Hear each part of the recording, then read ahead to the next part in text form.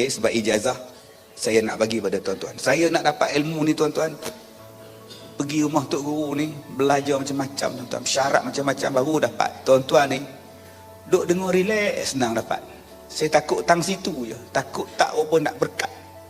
Tak apalah, semua saya minta pada tuan-tuan ikhlas dan yakin, insya-Allah apa yang saya buat selama ini dapat kita amalkan bersama. Pertama, surah Toha ayat 55. Baik, ikut saya baca. A'udzubillahi minasyaitonirrajim. Minha khalaqnakum wa fiha nu'idukum wa minha nukhrijukum taratan ukhra. Baik, ayat ini ialah ayat kalau tuan-tuan berhadapan dengan orang yang samsing, yang ganas, yang ajak bertumbuk, yang ajak bergaduh, yang nak buat tak elok pada tuan-tuan. Bos tuan-tuan garang, EO tuan-tuan garang, anak buah garang, bos pula takut pada anak buah. Ayat ini selalu saya baca ketika saya nak naik ceramah. Sebab ketika saya naik ceramah, macam-macam orang yang teringin nak naik atas pentas dengan saya. Ada yang nak pukul saya, ada yang nak simbah asid. Jadi orang macam itu tuan-tuan, bila saya tengok dia berjalan, baru ni di Kampung Gajah, dia datang. Saya dah start baca dah, minha khalaqnakum. Bila sampai di sebelah saya, dia tengok muka saya, ustaz boleh peluk tak? Boleh ha? Depan-depan ramai dia peluk. Ayat ni kalau tuan-tuan jumpa dengan orang gila, ajak tumbuk kat lebuh raya tu, dia jalan sebab langgar belakang dia, dia pula berlanggar belakang kita, samsing. Saya baca ayat ni. Baik, ayat ni juga saya baca pada binatang bisa, pada anjing yang menyalak, yang mengejar kita. Jadi tuan-tuan amal ayat ni insya-Allah untuk orang yang nak buat jahat dengan tuan-tuan, yang kasar dengan tuan-tuan. Nombor satu. Nombor dua, saya baru ni saya makan laksa di satu tempat di Subang.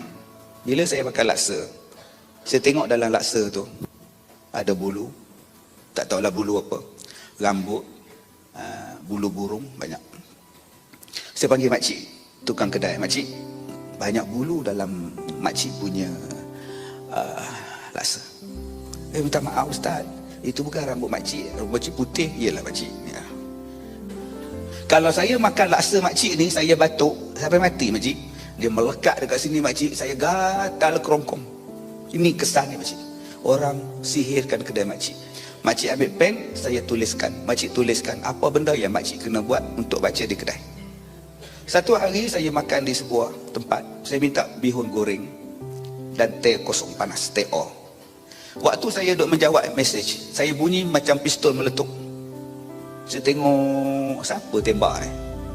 Saya periksa pinggan, rupanya di belakang pinggan saya ni dah pecah. Pinggan tu pecah.